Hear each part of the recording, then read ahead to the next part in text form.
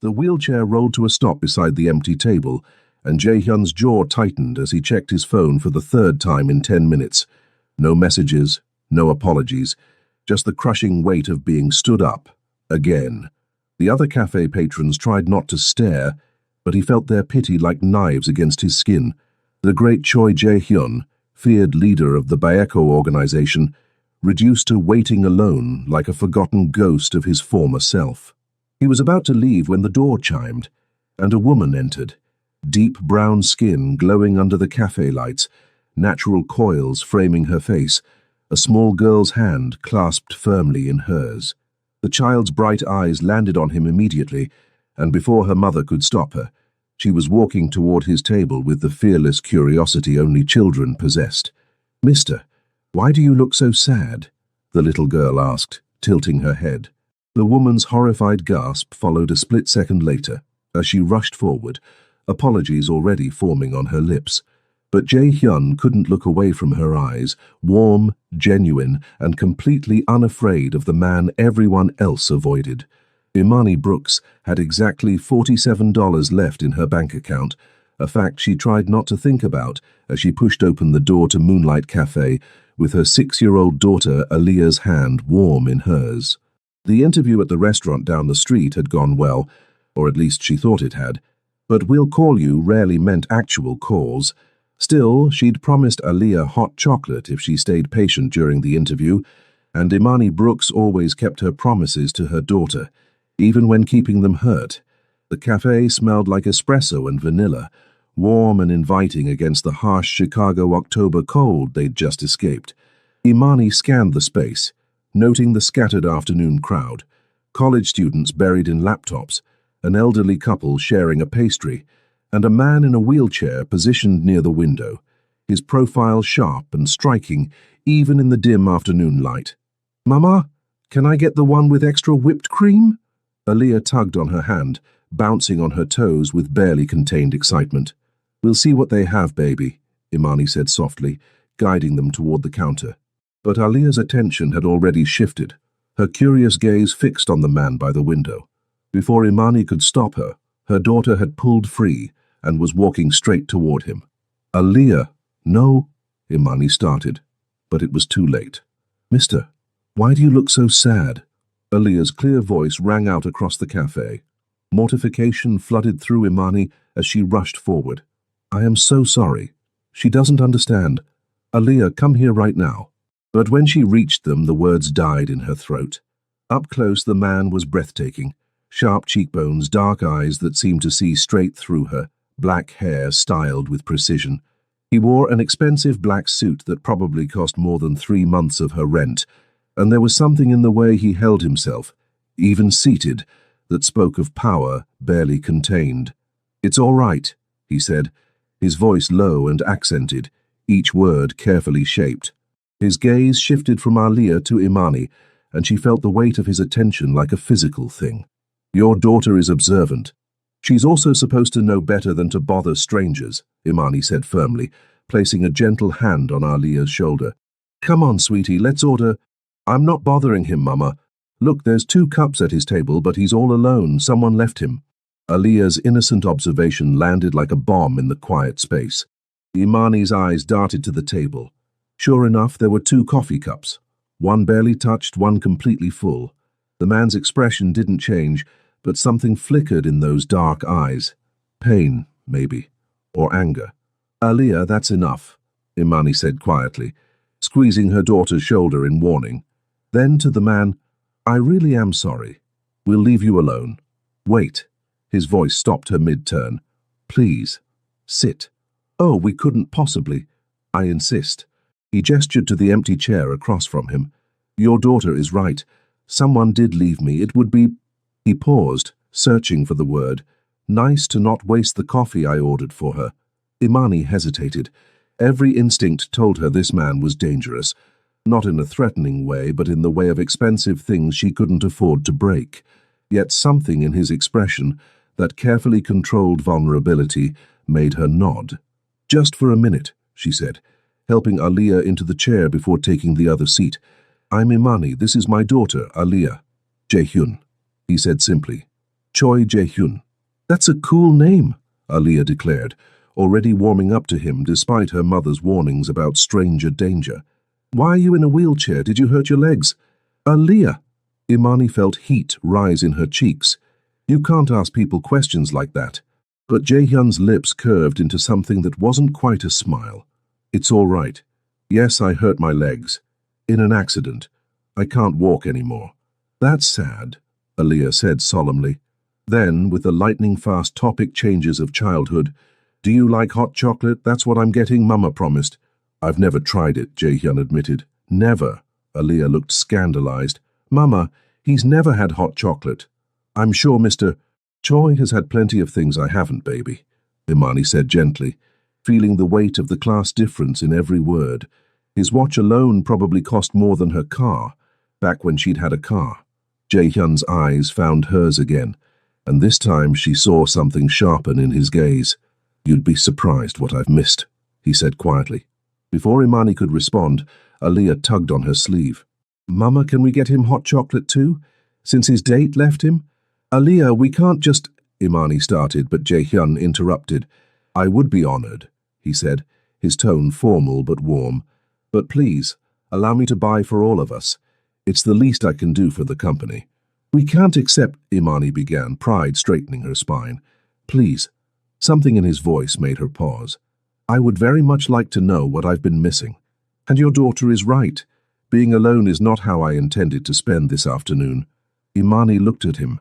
Really looked.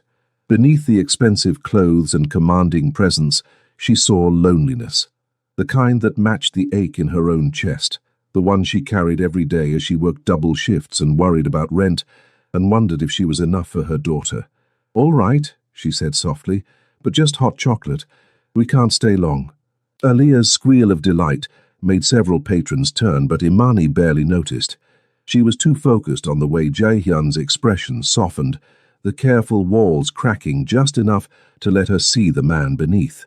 As he called over a server, with the subtle authority of someone used to being obeyed, Imani wondered what kind of man got stood up on a date, and more pressingly, why she already cared about the answer.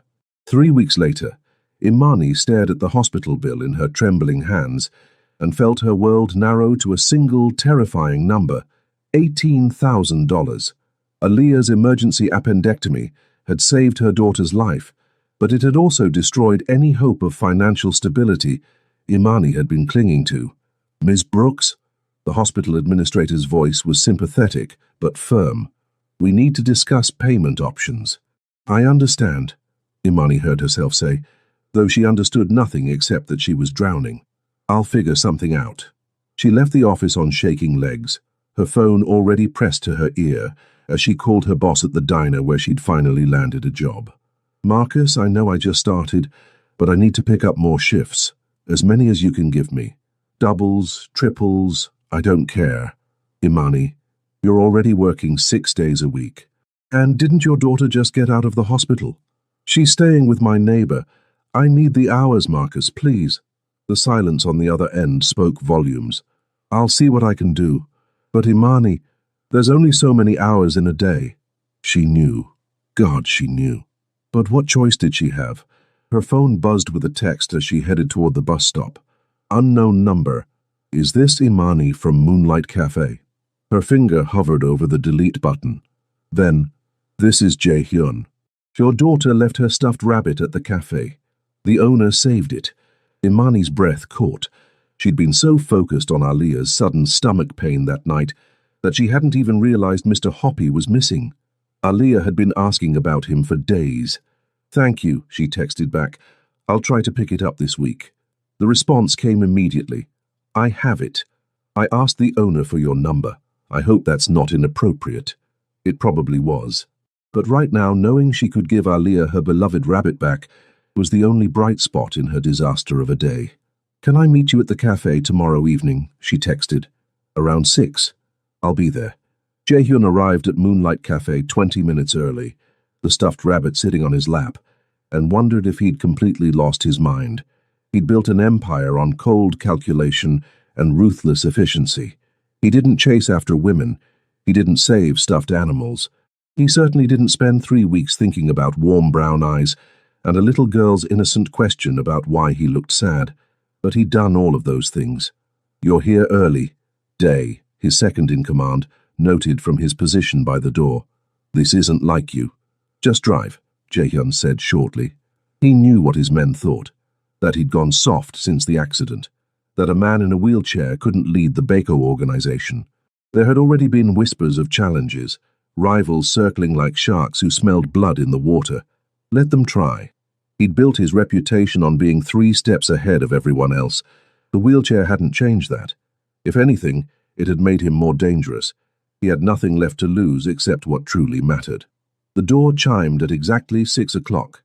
Imani entered, and Jae-hyun felt his chest tighten at the sight of her. She looked exhausted, shadows under her eyes, shoulders slumped with invisible weight. She'd pulled her coils back into a ponytail, revealing the elegant line of her neck.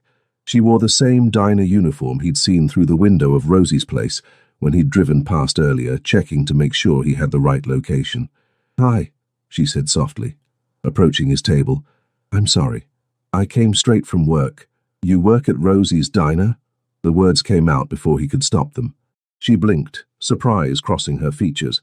"How did you—" "I saw you through the window last week." He gestured to the seat across from him. "Please, sit." She did, her gaze landing on the stuffed rabbit. "Oh, Mr. Hoppy, Aaliyah has been heartbroken." She reached for it and Jae-hyun saw her hands were shaking. "Thank you so much for keeping him safe. Where is Aaliyah tonight?" "With my neighbor. She just got out of the hospital." Imani's voice cracked slightly, and she looked away. "Emergency appendectomy. She's fine now, but the bills aren't." Jae-hyun finished quietly.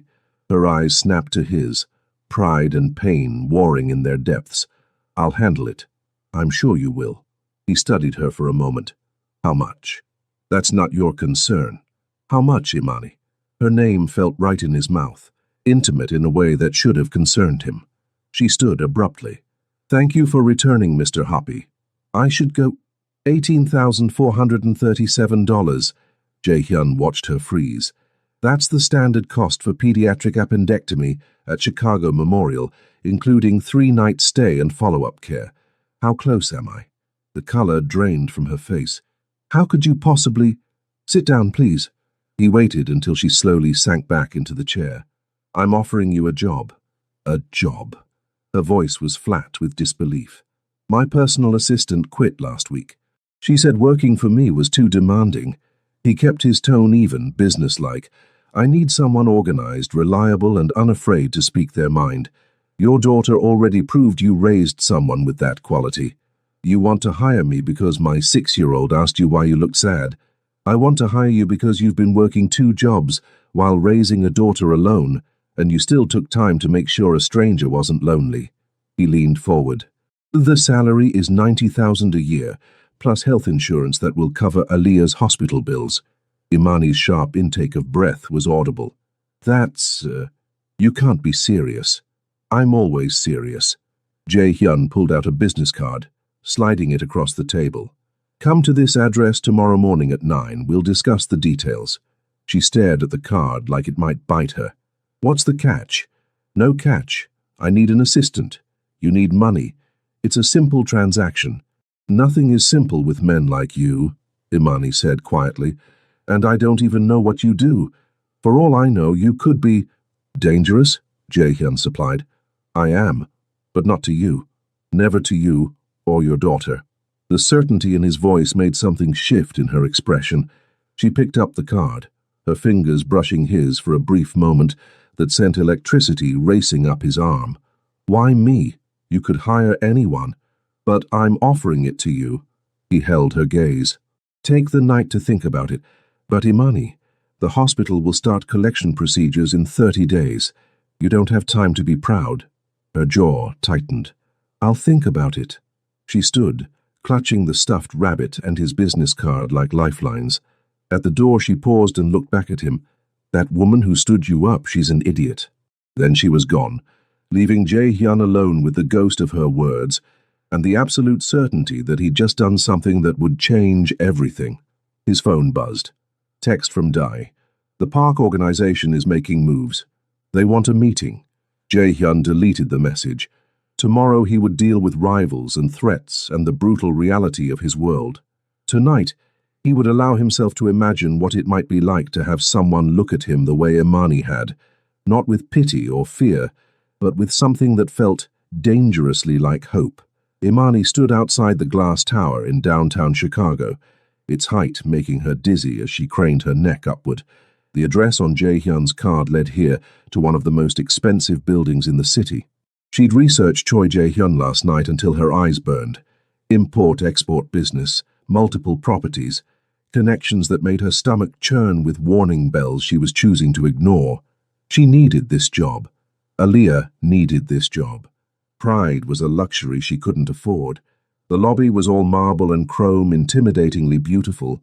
A receptionist looked up as she approached, taking in her carefully pressed blouse and slacks, the nicest clothes she owned, which still felt shabby in this place. "I'm here to see Mr. Choi," Imani said, lifting her chin. "He's expecting me." Name: Imani Brooks. The receptionist's expression shifted from cool professionalism to something warmer. "Ah, yes. Mr. Choi said to send you directly up. Penthouse floor." She handed over a key card. "This will give you access." The elevator ride felt endless. Imani watched the floor numbers climb, 30, 40, 50, and wondered what she was walking into. The doors finally opened directly into a massive penthouse office, floor-to-ceiling windows offering a view of Chicago that took her breath away. Jae-hyun sat behind an enormous desk, his wheelchair barely visible from this angle. He looked up as she entered, and something in his expression eased. "You came. You paid off Aaliyah's hospital bill last night." The words came out sharper than she intended.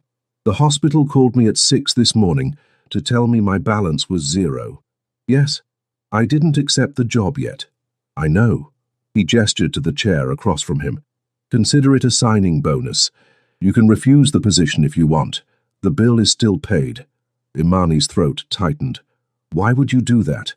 "Because your daughter needed surgery, and you shouldn't have to choose between her health and keeping a roof over your heads."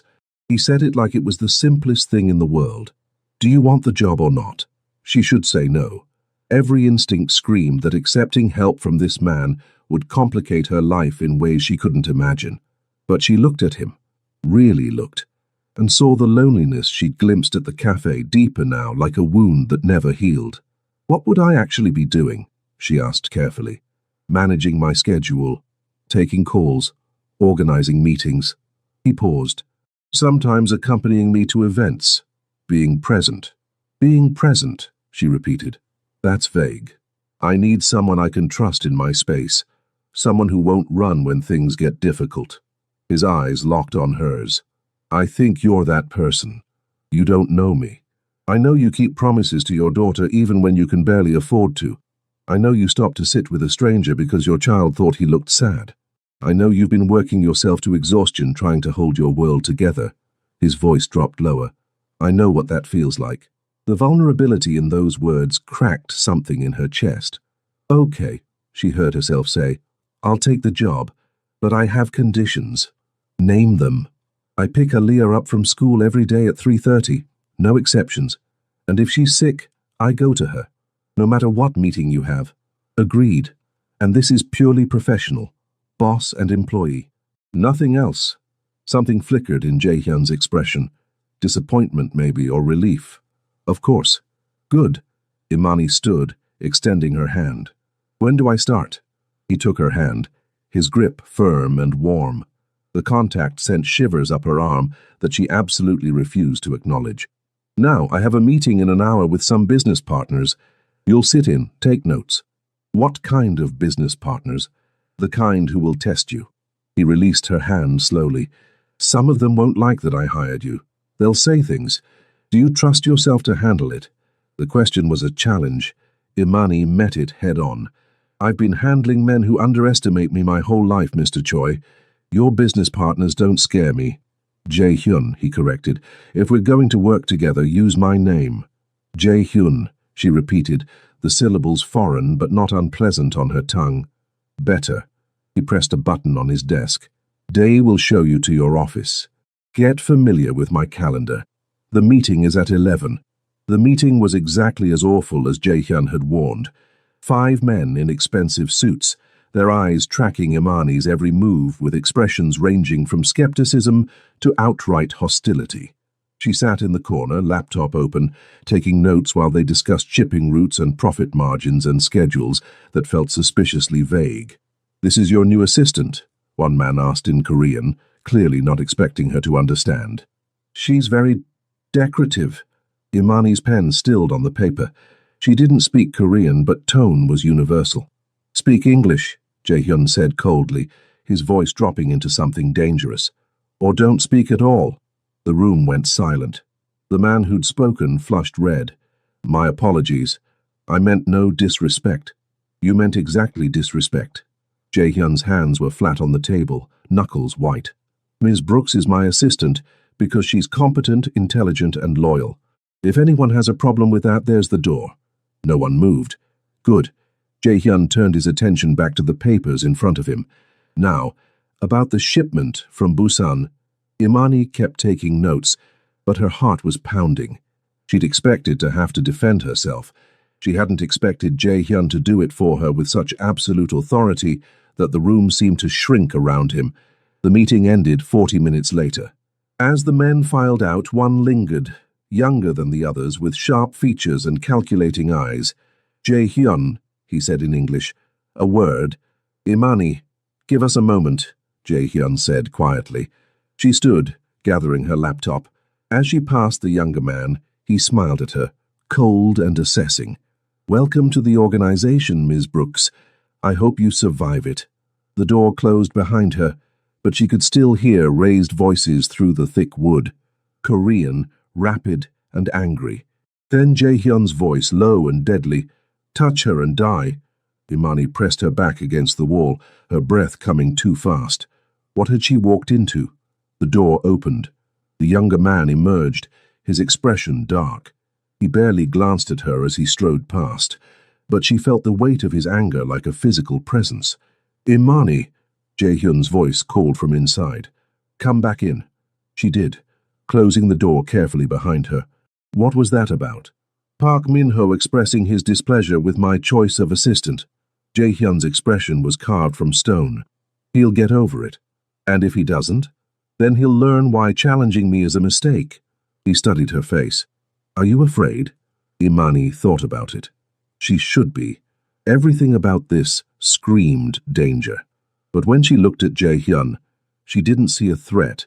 She saw a man fighting to hold on to power in a world that wanted to take it from him. "No," she said honestly. "Should I be?" "Probably." His lips curved into something that wasn't quite a smile. "But I'm glad you're not." Her phone buzzed. Text from her neighbor. "Aaliyah is asking when you'll be home. She wants to show you her homework." Reality crashed back in. "I need to go pick up my daughter." "Of course." Jae-hyun glanced at his watch. "It's only noon. Take the rest of the day. Get settled.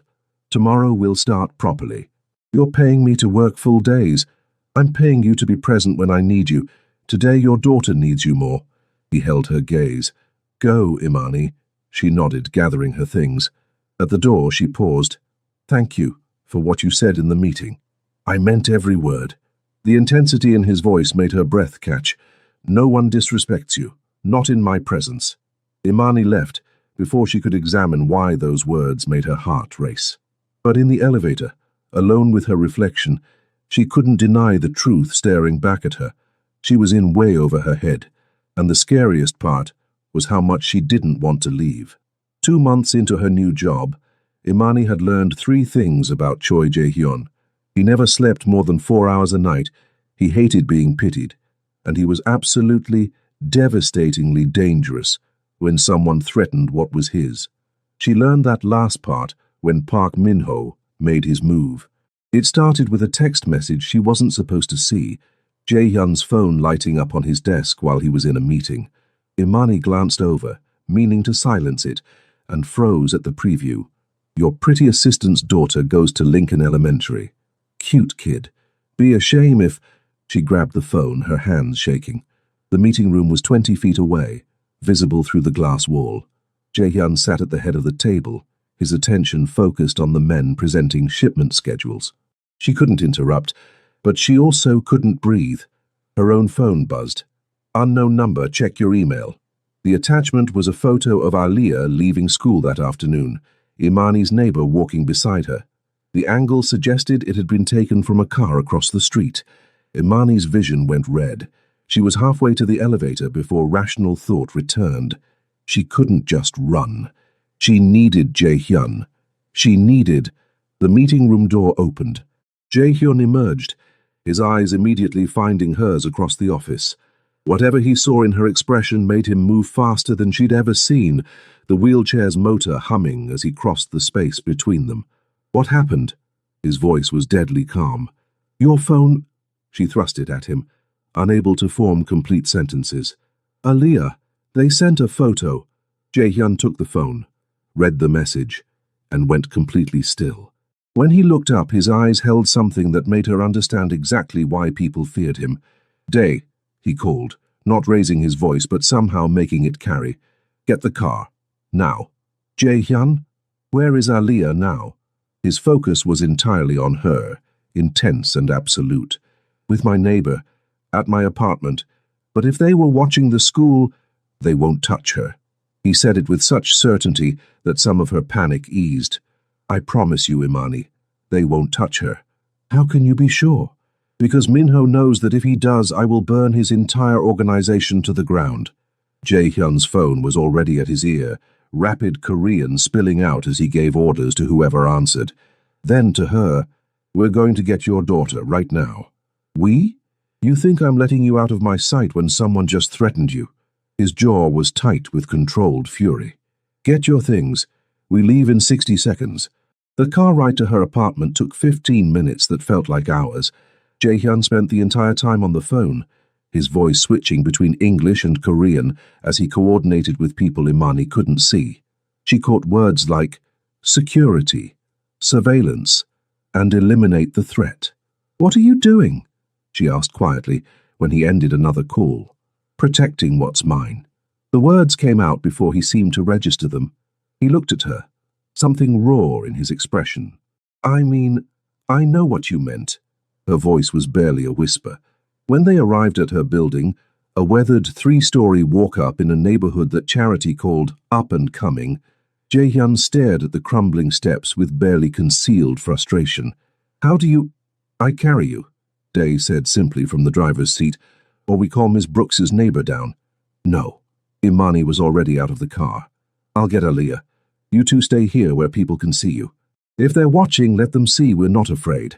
Jae-hyun caught her wrist, his grip gentle but insistent. "Imani." "What?" "5 minutes. If you're not back in 5 minutes, I'm coming up, stairs or not." She nodded, pulling free and running for the entrance. Her neighbor, Mrs. Chen, answered on the first knock, Aliyah visible behind her watching cartoons and completely oblivious to the danger that had circled her today. "Baby girl," Imani breathed, pulling her daughter into her arms. "We need to go." "But Mama, my show—" "Now, Aliyah." Something in her tone made her daughter's eyes widen. Mrs. Chen handed over Aliyah's backpack. "Everything okay, dear?" "Yes. Thank you for watching her. I'll call you later." She didn't breathe properly until they were back in the car, Aliyah tucked against her side, Jae-hyun's eyes dark with an emotion she couldn't name. "Who's he?" Aliyah asked, pointing at Jae-hyun with her usual lack of filter. "This is Mr. Choi. Remember, from the cafe." "Oh." Aliyah's face lit up. "The sad man. But you look less sad now. Did you finally try hot chocolate?" Despite everything, Jae-hyun's lips twitched. "Not yet." "You should. It makes everything better." Aliyah settled back against Imani with the unshakable confidence of a child who'd never known real fear. "Where are we going?" "Somewhere safe," Jae-hyun said, his eyes meeting Imani's over Aliyah's head. "Somewhere no one can hurt you." Somewhere safe turned out to be Jae-hyun's penthouse apartment, 40 stories of luxury that made Imani's modest apartment look like a cardboard box. Aliyah's eyes went wide as dinner plates as they entered, taking in the soaring ceilings and windows that offered a view of the entire city. "Whoa," she breathed. "Do you live in the clouds?" "Sometimes it feels like it," Jae-hyun admitted. He maneuvered his wheelchair to the kitchen, pressing buttons on a panel that lowered the countertops to his height. "Are you hungry?" "Starving," Aaliyah declared, already exploring with the fearless curiosity that made Imani's heart ache. "Mama, there's a TV bigger than our whole living room." "Aaliyah, don't touch anything," Imani started. "Let her explore," Jae-hyun said quietly. "Everything here is replaceable. Her safety isn't." The weight of those words settled in Imani's chest. "We can't stay here." "You can. You will." He was pulling ingredients from the refrigerator with practiced efficiency: vegetables, rice, meat. "At least until I've dealt with Minho." "Dealt with?" She kept her voice low, aware of Aaliyah in the next room. "What does that mean?" "It means he crossed a line. Threatening you was bad enough. But your daughter," Jae-hyun's hand stilled on the cutting board, "that's unforgivable. This is because of me. Because you hired me. This is because Minho wants my position and thinks I'm weak now." Jae-hyun's voice was hard. "He's about to learn otherwise. I don't want you to do something you'll regret." "The only thing I regret," he interrupted, finally looking at her fully, "is putting you in danger in the first place. I should have anticipated this, should have protected you better. You couldn't have known. I should have." The anguish in his voice was raw. "I know what these men are capable of. I'm one of them, Imani.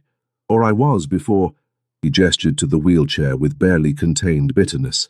"Before the accident," she finished softly. "Before I got careless. Before I trusted the wrong person and paid for it." His laugh was bitter. 2 years ago, I was untouchable. Now I can't even climb a flight of stairs." Imani moved before thinking, crossing the distance between them to kneel beside his wheelchair. "You're not weak. Anyone who thinks that is a fool. You don't know what I've done, what I'm capable of. I know you paid off a stranger's hospital bill without expecting anything in return. I know you defended me in a room full of men who wanted to dismiss me. I know you just promised my daughter she'd be safe, and I believe you." She reached up, her hand cupping his jaw, feeling the tension there. "I don't care what you were. I care who you are now."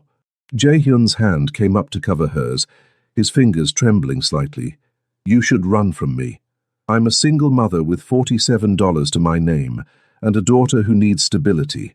I don't have the luxury of running from anything." She smiled sadly. "Besides, I think we both know I stopped wanting to run weeks ago." The air between them went electric. Jae-hyun's eyes darkened, his thumb tracing the line of her wrist where her pulse jumped. "Imani! Mama! Mr. Joy, come look at this view." Aaliyah's voice shattered the moment. They pulled apart, but the awareness lingered.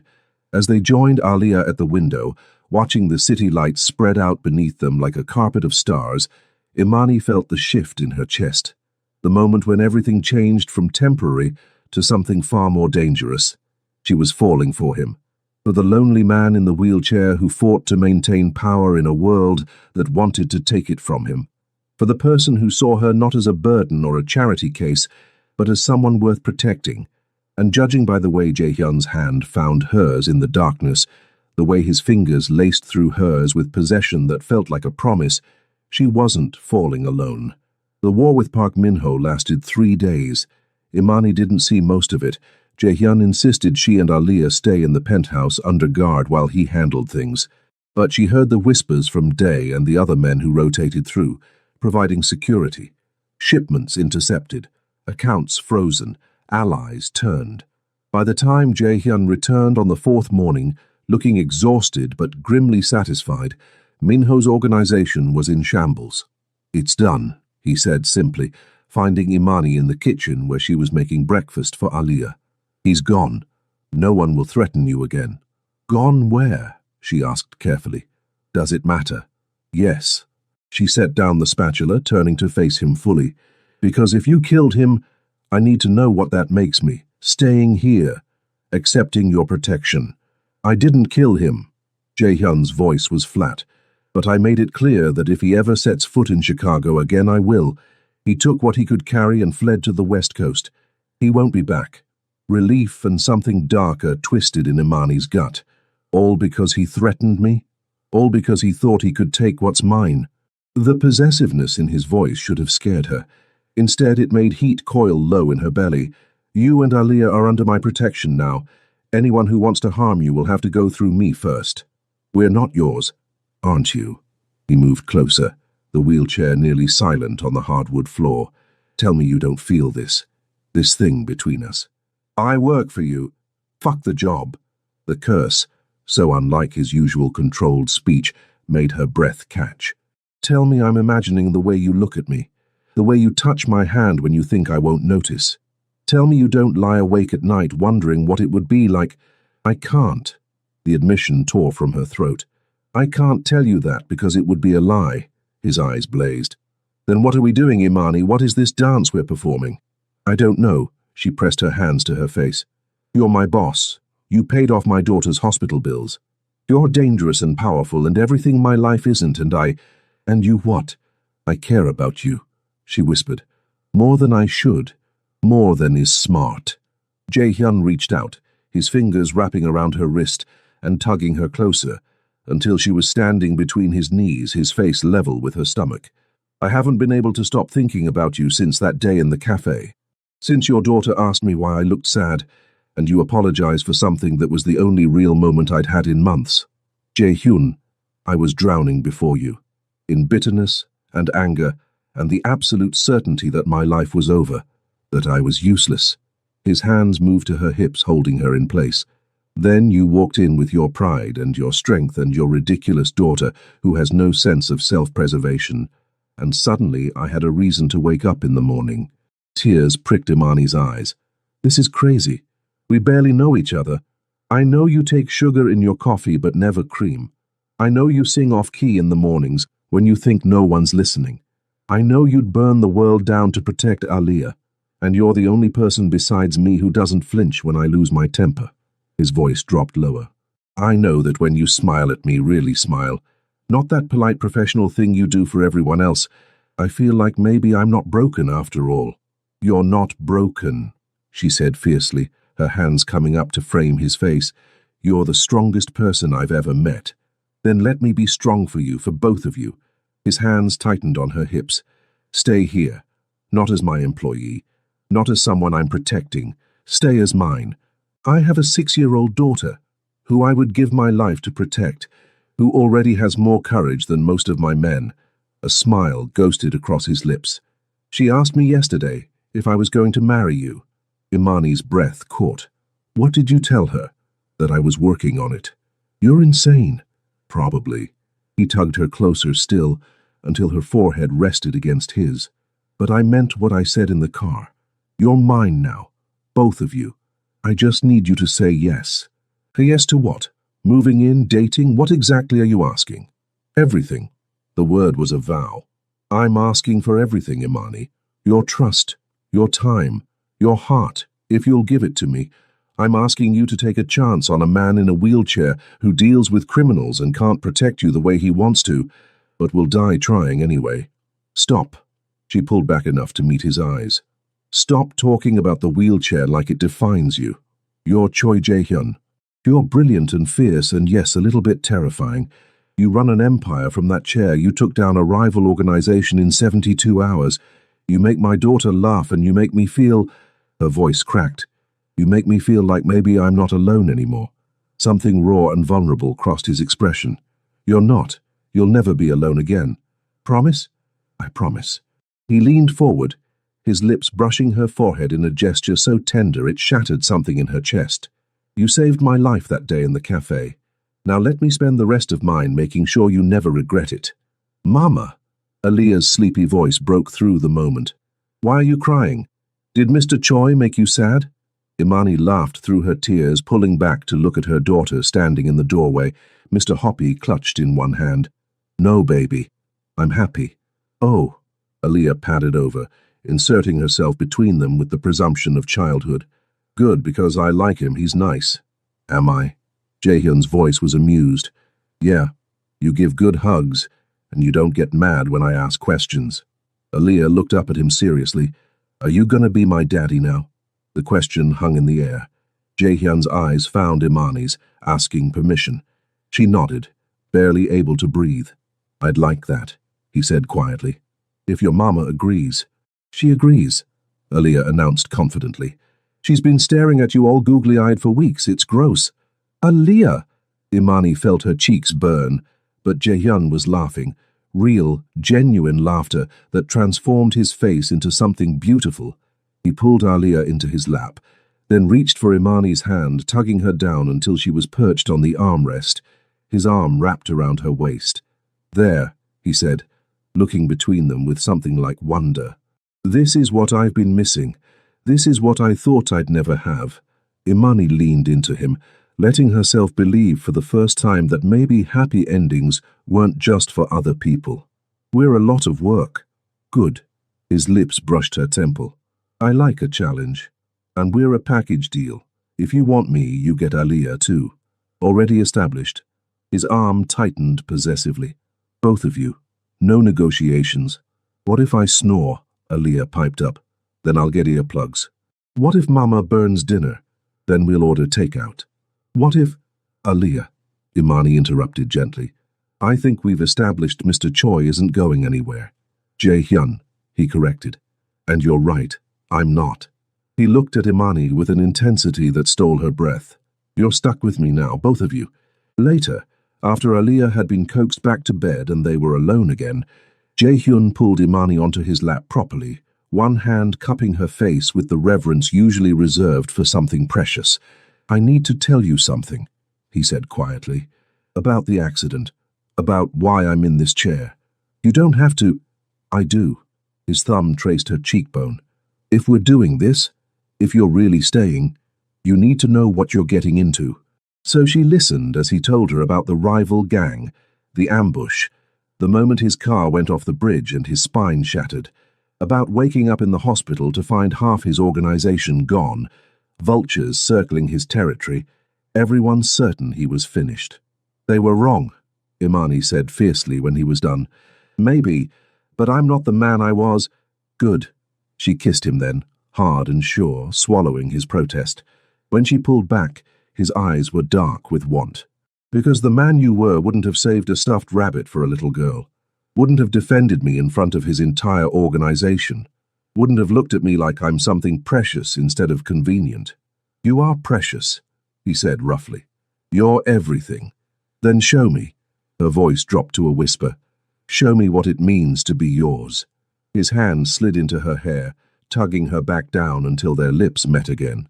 This kiss was different, hungry and claiming, a promise and a warning all at once. When they finally broke apart, both breathing hard, Jaehyun rested his forehead against hers. "You saved my life," he repeated. "That day in the cafe, when Aaliyah asked why I looked sad. You saved my life. I was so close to giving up, to letting the darkness win. Then you smiled at me like I was worth something, and I remembered what it felt like to hope. We saved each other," Imani corrected softly. "I was drowning too, in bills and exhaustion and the fear that I'd never be enough for my daughter. Then you showed me that maybe strength isn't about doing everything alone. Maybe it's about letting someone stand beside you. Or sit," he said with dry humor, gesturing to the wheelchair. "Sit then." She kissed him again, softer this time. "Sit beside me, and let's figure out this crazy thing together. Deal." His arms wrapped around her waist, holding her close. "You and me and Aaliyah against the world, and your entire criminal organization." Minor detail. She laughed against his shoulder, letting herself feel the safety of his embrace. Outside, Chicago glittered beneath them, a city full of danger and possibility. But here in this moment, with Jaehyun's heartbeat steady beneath her ear and the promise of tomorrow stretching out ahead, Imani let herself believe in happy endings, even the unexpected kind. Years later, Imani would look back on that morning in the cafe as the moment everything changed, the day her life split into before and after, loneliness and love, fear and fierce protection. The penthouse had become home in the months that followed. Aaliyah's laughter echoed through rooms that had been silent for too long. Family dinners replaced lonely takeout. And slowly, carefully, Jaehyun's smile became something she saw every day instead of a rare gift. The organization adjusted. Some left, unwilling to follow a man in a wheelchair. Others stayed, their loyalty proven through action rather than words. Jaehyun restructured, legitimized where he could, and ruthlessly eliminated threats to his family, because that's what they were now, family. Imani learned to navigate his world, the late-night phone calls, the security that became second nature, the careful balance between the legal business and the shadows he couldn't completely escape. She learned to trust that he would always come home, that the promises he made were ones he'd die keeping. Aaliyah grew, 8 years old, then 10, then 12, still fearless, still asking questions that made adults uncomfortable. But she never questioned Jae-hyun's place in their lives. He'd earned that through 1,000 small moments, homework help and bedtime stories, fierce protection and gentle understanding. He'd become her father in every way that mattered. On a snowy December evening, Jae-hyun found Imani standing by the floor-to-ceiling windows, watching the city lights blur through the falling snow. He moved up behind her, his arms wrapping around her waist, chin resting on her shoulder. "What are you thinking about?" he murmured. "That day in the cafe." She leaned back into him. "What if Aaliyah hadn't asked you why you looked sad? What if we'd just walked past? Then I'd probably still be drowning." His lips brushed her temple. "And you'd probably still be working yourself to exhaustion trying to survive. So we saved each other." "We did." His hand moved to her left hand, thumb tracing the ring there, the one he'd given her 6 months ago, in front of Aaliyah and a small gathering of people they'd learned to trust. "Best decision I ever made. Asking me to marry you? Letting your daughter ask me why I looked sad." He turned her in his arms, his eyes soft with an emotion that still made her breath catch. "She saw me. Really saw me. Not the wheelchair, not the power, not the danger, just a lonely man who needed someone to care. She gets that from her mother," Imani teased. "I know." His smile was tender. "You both saved me. Now I get to spend the rest of my life making sure you never regret it." "Gross," Aaliyah's voice called from the kitchen. "Stop being mushy and come help me with dinner. Just because you guys are married doesn't mean you get to be annoying." They laughed, the sound twining together in the warm air. As they moved toward the kitchen, toward family and food, and the simple joy of being together, Imani caught Jae-hyun's hand. "Hey," she said softly, "I need you to know something." "What?" "That day in the cafe? When Aaliyah asked why you looked sad?" She squeezed his fingers. "You weren't the only one who needed saving. I was drowning too, in fear and exhaustion and the belief that I'd always be alone. Then you looked at me like I was worth something, like my struggles mattered, and I remembered what it felt like to hope. So we really did save each other," he said quietly. "We did." She kissed him, quick and sure. "And we'll keep saving each other, every day, no matter what comes. Even when Aaliyah becomes a teenager, even then." His laugh was rich and warm. "Then I guess we better get used to chaos. Wouldn't have it any other way." They joined Aaliyah in the kitchen, the three of them falling into the comfortable rhythm of family. And if sometimes Imani caught Jae-hyun staring at them with wonder in his eyes, as if he still couldn't quite believe they were real, she understood, because she felt it too, that disbelief that this was her life now, that the lonely man in the cafe had become her husband, that the scared single mother she'd been had found someone who saw her strength instead of her struggles. Love, she'd learned, didn't always arrive the way you expected. Sometimes it came in a wheelchair, with danger trailing behind it, and a broken man asking to be saved. Sometimes you walked into a cafe with your daughter's hand in yours, and walked out with a future you'd never dared to imagine. And sometimes, if you were very lucky, that future became home.